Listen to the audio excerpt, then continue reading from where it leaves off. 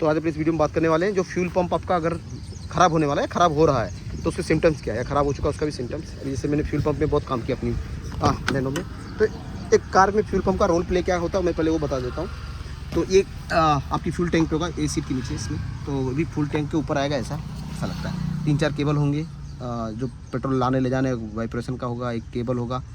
तो जब ये फ्यूल पंप क्या करता है आपके एक अमुक लेवल का प्रेशर बनाता है आपके इंजन तक, फ्यूल पंप तक जो आपके इंजेक्टर के साथ आते हैं वहाँ तक ही करता है।